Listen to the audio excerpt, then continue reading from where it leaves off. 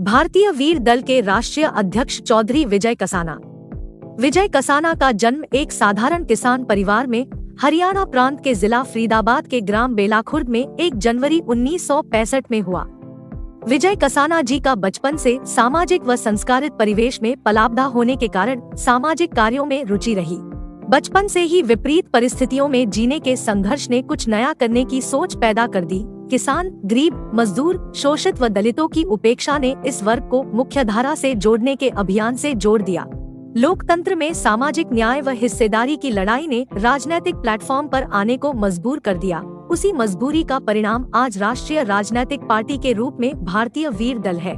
भारतीय वीर दल में साथियों के विश्वास ने राष्ट्रीय अध्यक्ष की भूमिका में कार्य करने का मौका दिया है, जिसे पूरी ईमानदारी व समर्पण के साथ निभाने की कोशिश है।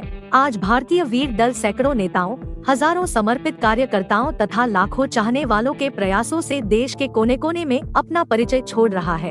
अपने समर्पित कार्यकर्ताओं के समर्पण व कार्यशैली से भारतीय वीर दल उत्तर भारत में लगभग सभी राज्यों में अपना संगठन खड़ा करने में सफलता प्राप्त करता नजर आ रहा है। विजय कसाना शिक्षित, समझदार, संस्कारी, अच्छे वक्ता भी राजनीतिक है। सर्व जन हिताय और गरीब, किसान, मजदूर, दलित समाज की लड़ाई भारतीय वीर दल के माध्यम से लड़ रहे हैं। दुर्भाग्य ये रहा कि जिन वर्गों का, जिन समाजों का, जिन राजा महाराजाओं के सल्तनत का शासन था, वही आज 75 साल के बाद भी वही वर्ग सत्ता में बैठे हैं। गरीब, कमजोर, पिछड़े, दलित, आदिवासियों सबकी आवाज बनने के लिए भारतीय वीर दल का निर्माण कर सत्ता में हिस्सेदारी बनाना हमारा उस वर्ग को रिप्रेजेंट किया है जिसको आज तक किसी पार्टी ने नहीं पूछा। मध्य प्रदेश में हमने आदिवासी, वो भी महिला को, ग्वालियर की भीतरवार विधानसभा से चुनाव लड़ाया। तो इस समाज की बात को, आवाज को उठाना, उनके हिस्सेदारी की बात करना, मगर उन लोगों ने अपनी जिम्मेदारी को नहीं निभाया। तो तब हम लोगों ने मजबूरी में एक राजनीतिक कदम को उठाने की कार्य किया है। आज जिस वर्ग से, जिस समाज से हम संबंध रखते हैं, उस समाज में बिल्कुल भी काम नहीं हुआ। जाति और धर्म भारत की सच्चाई है। जब भारत के अंदर जाति है तो किसी जाति में तो व्यक्ति को जन्म लेना पड़ेगा। नहीं, आप जाति विशेष देख के कैंडिडेट चुनते हो या उसकी स्थिति को देख के या उसकी कार्यशैली या उसके सोशल वर्क को देख के आप अपना कैंडिडेट चुनते हैं? जी, क्योंकि जिस वर्ग के खिलाफ हम लड़ाई लड़ रहे हैं वो तो हमें डोनेशन तो दूर, वो तो हमारे इस मिशन को भी फेल करने के लिए इंतजार में बैठा है कि कब ये लोग इस अपनी दुकान को बंद करें। जय हिंद दोस्तों, हिंद फोकस न्यूज़ में आपका स्वागत है। मैं अनिल बैसला। आज हम आपको कुछ अलग दिखाने वाले हैं, कुछ अलग संदेश देने वाले हैं। एक राजनीतिक पार्टी जो बनाई गई है सिर्फ जन कल्याण के लिए, लोगों की भलाई के लिए, और आपको ये जान के आश्चर्य होगा कि कोई राजनीतिक पार्टी भी जन कल्याण के लिए बना सकता है क्या? लोगों की भलाई के लिए या सामाजिक कार्य करने के लिए बना सकता है? लोग अक्सर बनाए करते हैं एनजीओ, ट्रस्ट, लेकिन यहाँ बनाई है एक राजनीतिक पार्टी सत्ता में हिस्सा लेने के लिए, ताकि हर गरीब, हर मजलूम और हर पिछड़े हुए इंसान को सत्ता में भागीदारी मिले और वो सत्ता में भागीदारी लेके अपने जीवन को सुधार सके, अपने जीवन का स्तर सुधार सके और देश के विकास में भागीदारी ले सके। तो इस उद्देश्य को इस तरह की पार्टी बनाने वाले उस महान शख्सियत से मैं आपको रूबरू करवाता हूँ, जिनका नाम है विजय कसाना और उनकी पार्टी का नाम है भारतीय वीर दल। तो आइए मैं उनसे रूबरू करवाता हूँ और उनसे जानते हैं कुछ। सबसे पहले मैं परिचय लेना चाहूँगा आपका कि आपका क्या शिक्षा रही है, कहाँ जन्म हुआ है, और ये राजनीतिक पार्टी का ही आपके अंदर ये विचार कहाँ से आया और क्यों आया? आप ट्रस्ट भी बना सकते थे, एनजीओ भी बनाई जा सकती थी, या कोई और भी कार्य आप कर सकते थे, बिजनेस में और 1-2 फैक्ट्री खोल सकते थे, तो राजनीतिक पार्टी का ही क्यों आया? लेकिन उससे पहले थोड़ा सा अपना परिचय दें साहब। जी, बहुत बहुत स्वागत है, बहुत बहुत धन्यवाद हिंद फोकस न्यूज़ का। आपने एक ही बार में अनिल बैसला जी 2-3 सवाल पूछे हैं। आपका बहुत बहुत धन्यवाद करूंगा, आपके चैनल का, और हम आपके व्यूवर्स को भी मैं स्वागत करता हूं। सर्वप्रथम जो आपने सवाल पूछा मेरा परिचय, तो मैं परिचय के रूप में मेरा नाम, जैसे कि आपने अभी लिया, विजय कसाना के रूप से मुझे जाने जाते, और मेरी एजुकेशन ग्रेजुएट हूँ मैं और उसके बाद मैंने post graduate diploma in computer applications इसमें किया है। और साथ साथ में मेरा एक पैशन रहा है और ये समझो एक मजबूरी भी रही है। जैसा कि आपने पूछा कि इस राजनीतिक दल को बनाने के पीछे या राजनीतिक दल से लोगों का भला करना, समाज का, उन पिछड़े कमज़ोर वर्गों का, तो इसके बारे में मेरा आपके माध्यम से ये संदेश है। देश आज लोकतंत्र के दौर से गुजर रहा है। 75 वर्ष हो गए। जब राजतंत्र था, राजाशाही थी देश के अंदर, तो राजा देश को चलाता था। आज देश की शासन व्यवस्था जनता के द्वारा चलाई जाती है, जनता के द्वारा चुने हुए लोगों के माध्यम से चलाई जाती है। देश को 75 साल आज़ाद होने के बाद भी जो लोग ब्रिटिश पीरियड में या उससे पहले मुग़ल सल्तनत के पीरियड में सत्ताओं के इर्द गिर्द और नज़दीक रहे, वही लोग, वही वर्ग, वही समाज देश की आज़ाद होने के बाद भी सत्ता पर काबिज हो गए। और तमाम उस वर्ग का जो सदियों से पीड़ित था, वंचित था, उपेक्षित था और शोषण का शिकार रहा है, आज भी उसी हालात में समाज के जीवन में, समाज के दिनचर्या में कोई परिवर्तन नहीं आया है। क्योंकि लोकतंत्र की व्यवस्था आज सत्ता से चलती है और सत्ता वोट से बनती है लोकतंत्र में। और वोट के माध्यम से हम सांसद और विधानसभाओं में अपने प्रतिनिधि भेजते हैं। उन प्रतिनिधियों के माध्यम से देश के विकास की योजनाएं तैयार होती हैं और देश के अंदर जितनी भी शिक्षा का क्षेत्र है या फिर रोजगार के जितने भी कार्यक्रम हैं। मगर दुर्भाग्य ये रहा कि जिन वर्गों का, जिन समाजों का, जिन राजा महाराजाओं के सल्तनत का शासन था, वही आज 75 साल के बाद भी वही वर्ग सत्ता में बैठे हैं। तो हमने उन गरीब, कमज़ोर, पिछड़े, दलित, आदिवासी, उन सब की आवाज़ बनने के लिए भारतीय वीर दल का निर्माण कर सत्ता में हिस्सेदारी बनाना हमारा मकसद रहा है। कि सत्ता के अंदर उस वर्ग का, जब राजा वोट से बनता है तो वोट चुनाव चिन्ह पर पड़ती है और वहीं से ही शासन व्यवस्था में बैठा जाता है। मगर दुर्भाग्य ये रहा कि वह वोट की ताकत मिलने के बाद भी इस देश का जन साधारण वोट की ताकत को नहीं समझ पाया और वही राज शक्तियाँ कांग्रेस के रूप में सत्ता में बैठ गईं। एक वर्ग जो आज़ादी से पहले, जो वर्तमान में शासित है, जो भारतीय जनता पार्टी के रूप में देश में शासन कर रहा है, ये भी वही वर्ग है। ये पूंजीपतियों और उद्योगपतियों का वर्ग था। इन सब दोनों वर्गों ने देश की आज़ादी से पहले ही अपनी पार्टियों का निर्माण कर लिया था।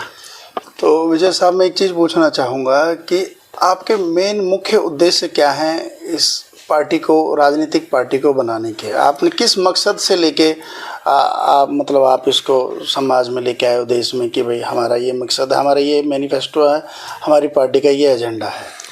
देखिए अनिल जी, मैंने पहले बताया कि सत्ता में हिस्सेदारी और हर वर्ग को वो शिक्षा, समान शिक्षा मिले जो इस देश के अंदर पूंजीपति, उद्योगपति और बड़े नेताओं के बच्चे जिस शिक्षा को ग्रहण करते हैं, वो शिक्षा जनसाधारण, जो आखिरी व्यक्ति है। जब देश के अंदर समानता की बात होती है, हम लोकतंत्र की बात करते हैं, संविधान की बात करते हैं और बराबरी की बात करता है हमारा संविधान।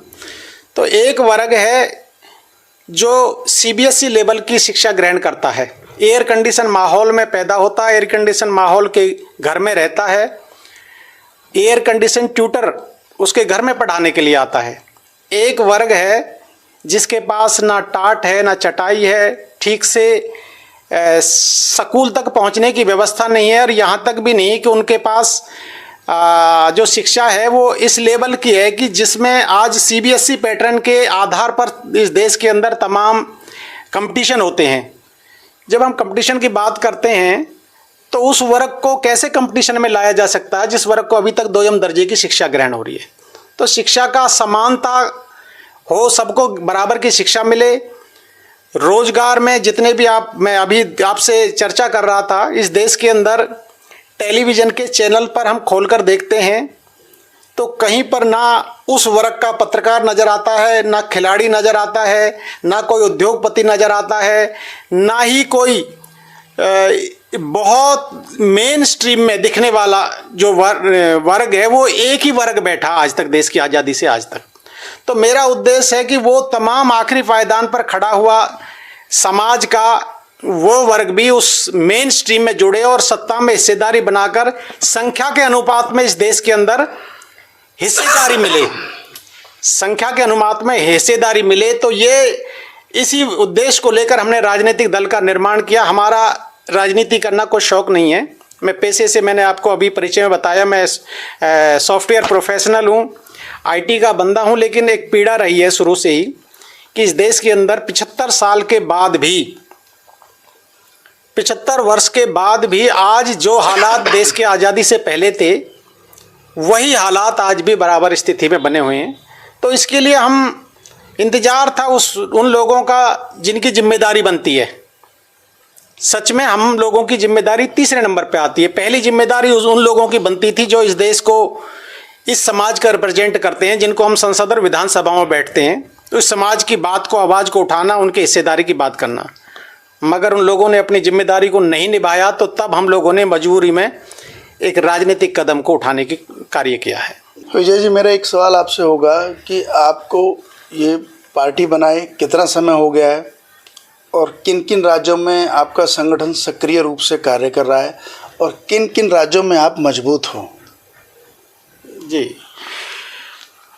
देखिए, हमें पार्टी का रजिस्ट्रेशन का जो पीरियड हुआ ये 5 वर्ष पूरे हो चुके हैं। सितंबर 2018 में हमने दल का रजिस्ट्रेशन कराया है और पार्टी की लॉन्चिंग 2018 में हमने मध्य प्रदेश के ग्वालियर शहर से की, मध्य प्रदेश में इसका।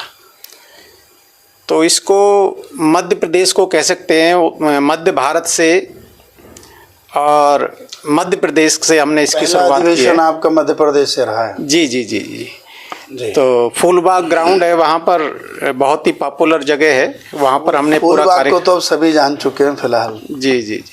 तो वहाँ से हमने लॉन्चिंग की थी, क्योंकि इससे पहले जो हमारा कार्य क्षेत्र रहा है, संगठन के रूप में हम लोग कार्य कर रहे थे मध्य प्रदेश में। तो वहीं से लोगों की मांग थी कि भाई अब सामाजिक स्तर पर आप लोगों को बातचीत कर रहे हैं तो अब राजनीतिक दल का निर्माण होना चाहिए और राजनीतिक पार्टी के लिए अब हमारा संगठन तैयार हो गया है। तो 2018 में हमने राजनीतिक दल का रजिस्ट्रेशन कराया और पहला चुनाव मध्य प्रदेश के विधानसभा 2018 का चुनाव हमने लड़ा, जिसमें कह सकते हैं कि मात्र 2 महीने के अंतराल में पार्टी के बाद हम चुनाव में आ गए और कह सकते हैं कि हमने एक मैसेज दे दिया, एक संदेश दे दिया कि अब भारतीय वीर दल एक चुनावी स्तर पर मैदान में आ चुका है। मध्य प्रदेश के साथ साथ हमने वहाँ विधानसभा चुनाव के साथ हमने फिर हरियाणा के विधानसभा चुनाव में भी एक सीट पर हमने, ये सढौरा सीट है। ये सढौरा किस डिस्ट्रिक्ट में है? ये यमुनानगर के अंदर है।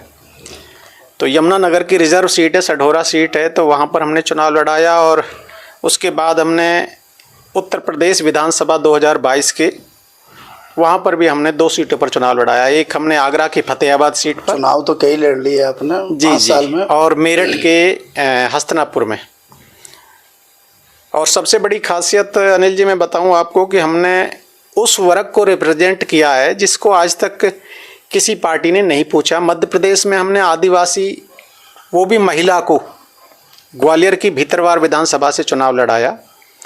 तो लोग दंग थे कि भाई ये पार्टी एक ऐसी आई है जो उस वर्ग को, जो कभी किसी ने सोचा भी नहीं है, उस वर्ग को कभी किसी पार्टी ने रिप्रेजेंट नहीं कराया, उसको हमने टिकट देकर महिला शक्ति को चुनाव लड़ाया था। परफॉर्मेंस क्या रही, कितने वोट अर्जित किए? हाँ, देखिए, वोट का जो बात है मैंने बताया अभी, मात्र 2 महीने में पहला हमें चुनाव था वो केवल संदेश देना था कि now we are in party mode. Party को इंट्रोड्यूस कराना था। जी जी, इंट्रोड्यूस कराना था। तो हमने कह सकते हैं कि 500 से लेकर और 2000, 2500, 3000 तक हमने वोट लिया, मात्र कह सकते हैं कि 20 दिन के अंतराल में। हाँ हाँ। कितनी मध्य प्रदेश में कितनी सीटों पर चुनाव 12 हुआ? विधानसभाएं हमने चुनाव लड़ाई थी। और उसके बाद विधानसभा हरियाणा की एक लड़ाई, वहाँ पर भी दूसरा उत्तर प्रदेश में मैंने 2 विधानसभा बताई, मेरठ और आगरा की। और एक अभी हमने विधानसभा हिमाचल के विधानसभा चुनाव में इसमें भी हमने एक सीट पर चुनाव लड़ाया था अपना। उसमें क्या परफॉर्मेंस रहा? वहाँ पर भी यही सेम अभी परफॉर्मेंस यही आ रही है हमारी। इस पे भी आपका निश्चित तौर पर मैं सवाल जरूर आएगा कि ये कारण क्या है कि आपका जो नई पार्टी है, अभी संगठन भी बन रहा है, तो अभी जी तो बहुत सारे कारण हैं। उस पर भी मैं आपको बताऊंगा कि क्या हमारे साथ क्या स्थिति परिस्थिति है, क्यों है ऐसा, या हमारे साथ है या कोई और पार्टियों के साथ भी है। तो इस तरह के अभी हम पोजीशन में, चंबा सीट पे लड़ा था हमने हिमाचल प्रदेश में। तो बहुत ही एक ऐतिहासिक जगह है और बड़ा पर्यटक स्थल है। तो वहाँ हमारा काम है, संगठन है, हमारा जो प्रदेश अध्यक्ष हिमाचल है वो चंबा से ही है, उन्हीं को लड़ाया था हमने चुनाव। वैसे तो अभी बहुत कम समय हुआ है और आपने 2-3 राज्यों में चुनाव भी लड़ लिया है धीरे धीरे। 5 साल कोई बहुत बड़ी एज नहीं है किसी भी पॉलिटिकल पार्टी के लिए। हम देखते हैं कि 10, 15, 15, 20 साल लग जाते हैं। और वैसे यहाँ देखा जाए तो केजरीवाल की सरकार ने, आपने ये भी सिद्ध कर दिया है कि 4-5 साल में ही उन्होंने सरकार तक बना ली है अपनी। लेकिन आपने बोला है कि सफलता नहीं मिली है, इसका क्या कारण है? 4-5 साल में भी आप सफल क्यों नहीं हो पा रहे हैं? आपने कही था कि भाई हमें उतना ग्रोथ नहीं मिली। हालांकि समय लगता है पॉलिटिकल पार्टियों में लोगों को जोड़ने में, अपना मैनिफेस्टो उद्देश्य बताने में लगता है। लेकिन अगर आपको भी कहीं ना कहीं फील हो रहा है तो इसका कारण क्या है, क्यों नहीं सफल हो पा रहे हैं? देखिए अनिल जी, आपका ये बहुत महत्वपूर्ण सवाल है और मेरे दर्शकों के लिए भी मेरा इस पे जवाब देना और अपना स्पष्टीकरण प्रस्तुत करना बहुत ज़रूरी है। जैसा कि आपने बोला कि राजनीतिक दल के लिए 5 वर्ष का पीरियड बहुत ही अल्पकाल होता है जी। इसके साथ साथ ही आपने दूसरा सवाल दाग दिया कि भाई केजरीवाल जैसे लोग जो मात्र 2-3 साल में ही उन्होंने एक आश्चर्यजनक सत्ता में बैठ गए और 2-2 प्रदेशों में उन्होंने सरकार बना ली।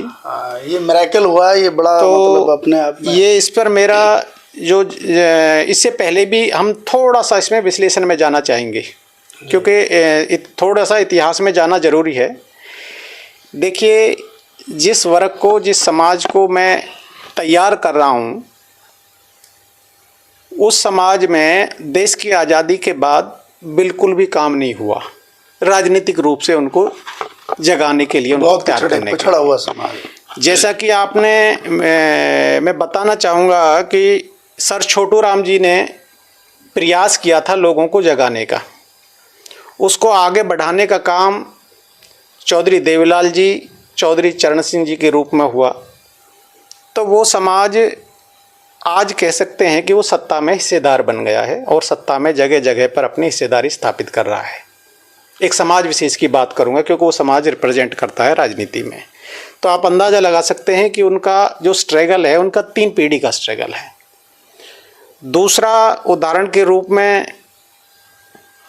एससी वर्ग की जो चेतना का काम किया था, जिनके संघर्षों के रास्ते खोलने का काम किया था बाबा साहब डॉक्टर भीमराव अम्बेडकर ने, उनका प्रयास रहा जीवन पर्यंत। वो ऐसे व्यक्तित्व थे कि उन्होंने सारी सफलताएं हासिल कर ली, इतनी डिग्री लेने के बाद भी वो समाज के लिए काम करते रहे और समाज को प्रेरित करते रहे। जब वो काम कर रहे थे तो वो वर्ग जिसके लिए काम कर रहे थे वो जानता भी नहीं था कि ये हमारे लिए लड़ रहे हैं।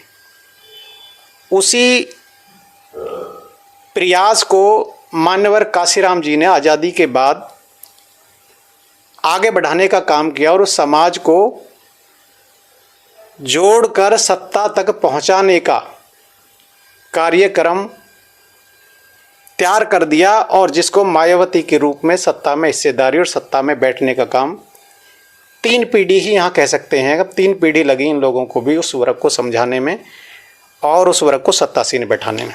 लेकिन अरविंद केजरीवाल को तो लेकिन मैं वही बताना चाह रहा हूँ कि क्योंकि उन लोगों के पूर्वजों ने काम किया था समाज पर। अरविंद केजरीवाल की जो बात कर रहे हैं, जिस समाज से वो बिलोंग करता है, या फिर कांग्रेस की बात करेंगे या भारतीय जनता पार्टी की भी बात करेंगे, वो वर्ग वो हैं जो सैकड़ों वर्ष से पूरी तरह से जागृत लोग हैं और स्थापित लोग हैं और अग्रिम बुद्धि के लोग हैं। उनका जो समाज था वो तैयार बिल्कुल तैयार था। आज भी अगर उस वर्ग की कोई नई पार्टी बनती है तो उसको बहुत जल्दी रिस्पांस मिलता है, लेकिन समाज को, जो समाज जिस वर्ग से, जिस समाज से हम संबंध रखते हैं, उस समाज में बिल्कुल भी काम नहीं हुआ। इस पे मैं 1 मिनट का समय और लूँगा आपसे जी। कि देखिए वहाँ पर बिहार के अंदर बहुत बड़ा प्रयास हुआ था, जेपी आंदोलन के रूप में उन्होंने प्रयास किया, लालू प्रसाद यादव ने सत्ता तक पहुँचने का काम किया। उत्तर प्रदेश में कह सकते हैं जो समाजवाद के नारा देते हैं मुलायम सिंह जी, इनके प्रयास है। उससे पहले राम मनोहर लोहिया जैसे लोगों ने प्रयास किया और सत्ता तक पहुंचाने का मुलायम सिंह जी ने काम कर दिया। मगर जिस समाज से मैं बिलोंग करता हूं, इस समाज में हमारे नेतागण, मैंने पहले बताया कि जो उनकी ड्यूटी बनती थी देश की आज़ादी के बाद, इस व्यवस्था में बैठने के बाद, इस समाज को राजनीतिक रूप से चेतनशील बनाना और हिस्सेदारी की लड़ाई लड़ना, वो बिल्कुल भी नहीं हुआ। अब जो समय हमें लग रहा है, जिसकी लड़ाई हम लड़ रहे हैं, डॉक्टर भीमराव अंबेडकर जैसी स्थिति आज हमारी है, वो लोग ही नहीं समझ पा रहे हैं कि ये सच्चाई में हम लोगों के लिए क्या लड़ाई लड़ रहे हैं। तो जो वर्ग राजनीतिक रूप से इतना अज्ञान हो, उसकी लड़ाई लड़ने में निश्चित तौर पर समय लगेगा। और कह सकते हैं कि ये जो समय है ये अब पीक पे आ लिया, क्योंकि आज हमारे पास में एक बहुत बड़ा साधन आ गया है, ये जो मीडिया, सोशल मीडिया है। आज लोगों तक अपनी बात को पहुंचाने में हम सक्षम हो गए हैं और बहुत जल्दी ही जागरूकता आने लगी है। और मैं कहूँ आज हमारा जो संगठन जिस तेज़ी से बढ़ा है, इसी का परिणाम है। सोशल मीडिया प्लेटफॉर्म के साथ के साथ अपना मैसेज लोगों तक पहुंचाया जा सकता है, अपना एजेंडा। जी जी। और अब हर कोई अपडेट है, सब कोई मल्टीमीडिया फ़ोन रखता है, ये चीज़ तो है। जी जी। जैसा आपने बताया आपकी पार्टी के मैनिफेस्टो में पिछड़े हुओं को, दबे हुओं के लिए, या जो जिनका कोई विकास नहीं हुआ है, उनको आप अपनी स्ट्रीम लाइन में लेके चल रहे हो। तो एक और मैं आज का थोड़ा सा कड़ू सत्य आपसे पूछना चाहूँगा कि जैसे अपनी बड़ी पार्टियां हैं और पार्टियां हैं, वो जाति विशेष या धर्म विशेष को लेके चलती हैं, उनसे रिलेटेड ही उनका सारा एजेंडा इर्द गिर्द घूमता है। तो क्या कहीं आपका खुला या कोई दबा हुआ ऐसा एजेंडा तो नहीं है, किसी जाति विशेष पर आपका फोकस हो या किसी धर्म विशेष पर या कुछ इस टाइप से? थोड़ा इसके बारे में बताएं। जी अनिल जी, बहुत ही महत्वपूर्ण सवाल है आपका। देखिए, जाति और धर्म भारत की सच्चाई है जी। ये जो भारत की राजनीति है वो जाति आधारित है, जैसा कि आपने बताया। निश्चित तौर पर जहाँ तक सरकारों का, जो वर्तमान में सरकार चली हुई है, ये चली हैं 75 सालों से, उन्होंने जातियों और धर्मों का सहारा लेकर ही राजनीति की है। अब सवाल आता है कि जाति सच्चाई है तो कैसे है। तो मैं बताना चाहूँगा कि इस देश में जब बच्चा पैदा होता है, पैदा होने से पहले ही उसकी जाति निर्धारित की जाती है, ये सरकारी दस्तावेज में अंदर। जब स्कूल जाता है फिर जाति का प्रमाण पत्र लिया जाता है, जब वो नौकरी मांगने जाता है फिर जाति प्रमाण पत्र। तो इन सरकारों ने, इन व्यवस्थाओं ने जाति का जाल ऐसा बुन रखा है, जिन लोगों ने जातियों का निर्माण किया, इन वर्गों को बांटने का काम किया है, वो जाति का फ़ायदा लेते रहे हैं। जहाँ तक आपने सवाल पूछा कि आप जो किसी जाति विशेष की बात तो नहीं कर रहे हैं या किस तरह का, तो निश्चित तौर पर मैं कोई जातिवादी व्यक्ति नहीं हूँ। आपने अभी तक जो अपने कैंडिडेट उतारे हैं वो किन किन सीटों से और किस मतलब समाज से संबंधित रहे हैं? जी देखिए, मैंने अभी बताया कि मैं कोई जातिवादी व्यक्ति नहीं हूँ, लेकिन जब भारत के अंदर जाति है तो किसी जाति में तो व्यक्ति को जन्म लेना पड़ेगा। नहीं, आप जाति विशेष देख के कैंडिडेट चुनते हो या उसकी स्थिति को देख के या उसकी कार्यशैली या उसके सोशल वर्क को देख के आप अपना कैंडिडेट चुनते हैं? जी निश्चित तौर पर, जैसे कि मैंने अनिल जी अभी बताया आपको कि मध्य प्रदेश में हमने पहला चुनाव लड़ाया और वहाँ पर हमने जो हमारे प्रत्याशी थे, मैंने अभी बताया कि एक एसटी वर्ग की आदिवासी महिला को चुनाव लड़ाया, जो कि डिज़र्विंग था। वहाँ पर वो उस कास्ट की जो वोट है वो 40,000 है और वहाँ आज तक सबसे ज़्यादा वोटिंग का क्षेत्र है उन आदिवासियों का, लेकिन किसी व्यवस्था ने, किसी सरकार ने, किसी पार्टी ने उनको प्रतिनिधि नहीं बनाया। क्योंकि किसी भी समाज का प्रतिनिधित्व उस विधानसभा लोकसभा में उस समाज का व्यक्ति करता है तो उसके दुख दर्द को अच्छी तरह से जानता है। हमने भोपाल की बैरसिया सीट है, वहाँ पर SC वर्ग को चुनाव लड़ाया। विजयपुर सीट है मुरैना श्योपुर के अंदर, वहाँ पर हमने OBC वर्ग के कुशवा समाज के एक व्यक्ति को चुनाव लड़ाया। जैसे कि उत्तर प्रदेश के मेरठ में मैंने बताया हस्तिनापुर सीट, यहाँ हमने एक वाल्मीकि समाज की बेटी को सम्मान के साथ चुनाव लड़ाया और उत्तर प्रदेश के इतिहास में एक नया उदाहरण प्रस्तुत किया है कि जिस समाज को, और कैसे कैंडिडेट थे जिनके अकाउंट्स में, जिनकी जेब में 5,000 रुपये भी नहीं थे, ऐसे लोगों को भारतीय वीर दल ने चुनाव लड़ाकर ये प्रदर्शित कर दिया कि ये कोई जातिवाद की लड़ाई नहीं करते। हम आखिरी व्यक्ति जो इस देश के अंदर जिसका प्रतिनिधित्व नहीं हुआ उसकी लड़ाई लड़ने का काम भारतीय वीर दल कर रहा है। ये तो बहुत अच्छी बात है कि आप समानता पे लाकर अपने कैंडिडेटों को चुनते हो। अभी आपने बात करी कि उनके अकाउंट में एक भी पैसा नहीं था, तो आपकी पार्टी फंडिंग कहाँ से जुटाती है? आप कैसे काम कर रहे हो? इस पार्टी को कैसे स्टैंड कर रहे हो? कैसे स्टेट में और देश में इसको ले जा रहे हो? तो जब कैंडिडेट के पास पैसा नहीं है तो कहीं ना कहीं आपको करना पड़ता होगा पैसा खर्च, तो पार्टी फंड कहाँ से ला रही है? आप कहाँ से अरेंज करते हो? आप ये बड़ा महत्वपूर्ण सवाल है, इसमें भी मैं आपके 2-3 मिनट लूँगा। हाँ जी बिल्कुल, लेकिन देखिए बताएं आप।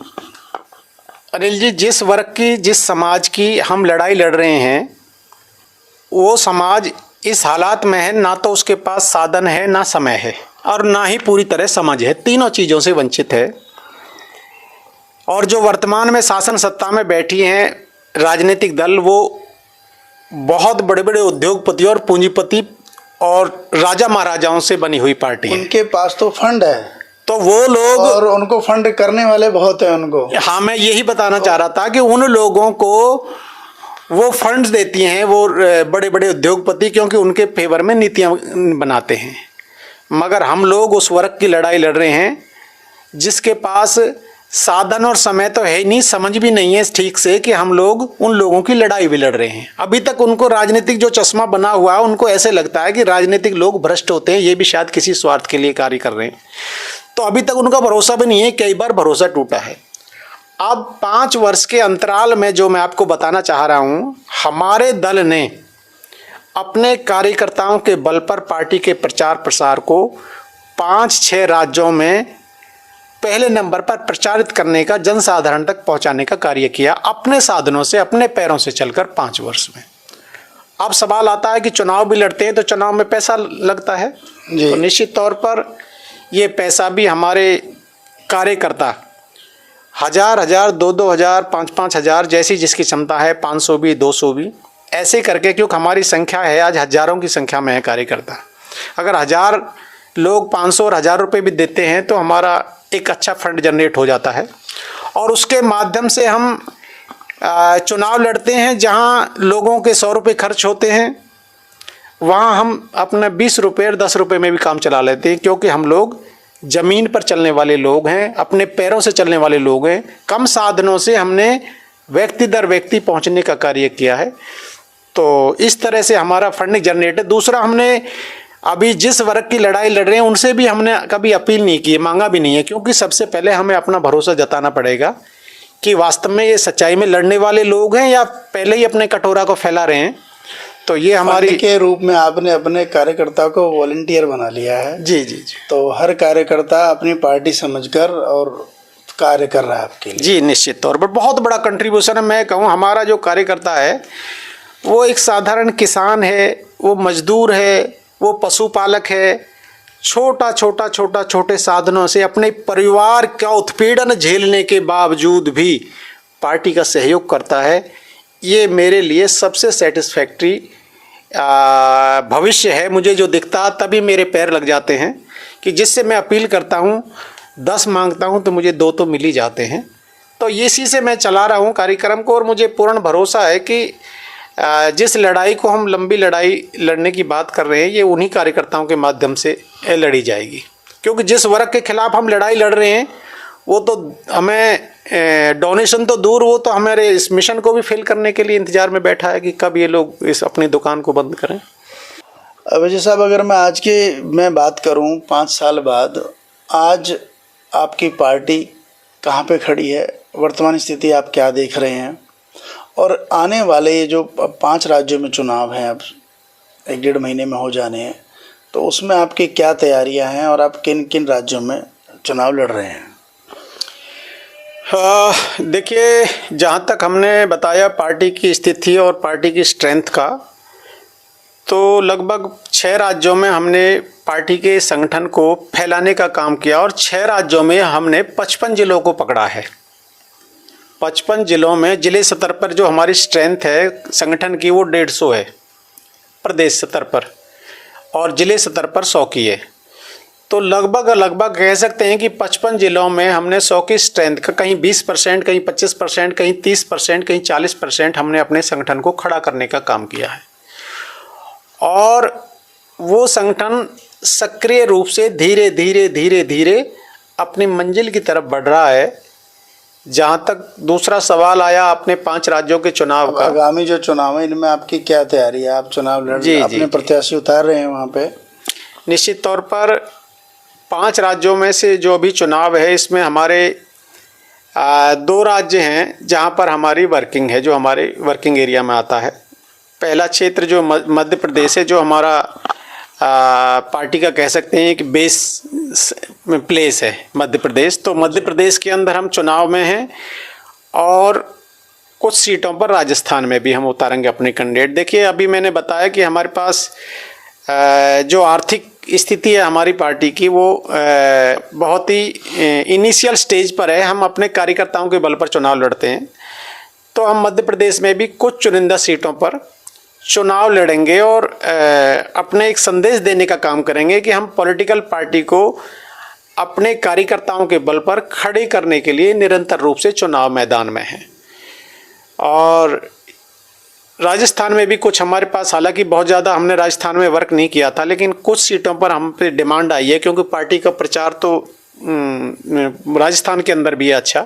वहाँ पर बहुत ज़्यादा संगठन का काम नहीं हुआ, लेकिन फिर भी कुछ लोग हमसे टिकट मांग रहे हैं, तो वहाँ पर भी हम अपने संगठन को पार्टी के रूप में जो है चुनावी मैदान में ले जाने का कार्य कर रहे हैं। तो इन आगामी चुनाव में आपकी पूरी तैयारी है चुनाव लड़ने? जी, निश्चित तौर पर जब पॉलिटिकल पार्टी है तो चुनाव में भी जाएगी, और चुनाव में जाते हैं तो उससे पहले पूरा लंगर लंगोट कस के जाना पड़ता है। तो पूरी तैयारी के साथ हम मैदान में हैं। जी, बहुत बढ़िया। हम ईश्वर से प्रार्थना करेंगे कि आपकी पार्टी आगे बढ़े, इसकी स्ट्रेंथ बढ़े, और सब राज्यों में आपके 2-2, 4-4 कम से कम एमएलए निकाल के आए, जो आपकी भागीदारी बने अभी से ही सत्ता में, और आप अपनी आवाज़ विधानसभा में और देश के सामने रख सको। अब लास्ट क्वेश्चन, आप अपने कार्यकर्ताओं को और अपनी पार्टी को हमारे चैनल के माध्यम से क्या संदेश देना चाहेंगे? हिंद फोकस चैनल का बहुत बहुत शुक्रिया करना चाहूँगा। आपने मेरी आवाज़ को जनसाधारण तक और मेरे कार्यकर्ताओं तक पहुँचाने का कार्य किया है।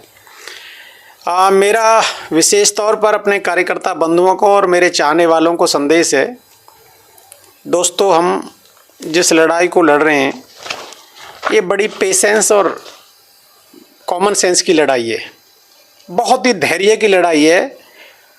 हमें किसी बड़े महलों को देखकर बिल्कुल भी प्रभावित नहीं होना। हम उस झोपड़ी को तैयार कर रहे हैं जो आपकी अलग पहचान बना रही है। मैं लगभग 60 वर्ष की आयु को टच करने वाला हूँ। मुझे जल्दी नहीं है, क्योंकि मुझे पता है कि अभी हम तीसरे गियर से चौथे गियर में गाड़ी को डालने की स्थिति में नहीं है। और क्योंकि ये मैंने पहले उदाहरण पे बताया है कि तमाम दल जो आज देश में खड़े हुए हैं उनके बहुत लंबा स्ट्रगल है, बहुत लंबा प्रयास है। दुर्भाग्य मेरा और मेरे समाज का कह सकते हैं कि उसकी लड़ाई को हमारे जो इस मिशन को ताकत देने वाले और दिशा देने वाले लोग थे, उन्होंने नहीं दिया। तो मेरा एक ही कहना है कि इसको धैर्य के साथ हमें लड़ना है। आप एक पॉलिटिकल पार्टी हैं, आप एक पहचान बन गए हैं देश के अंदर, आप चर्चा का विषय बन चुके हैं पहले दौर में।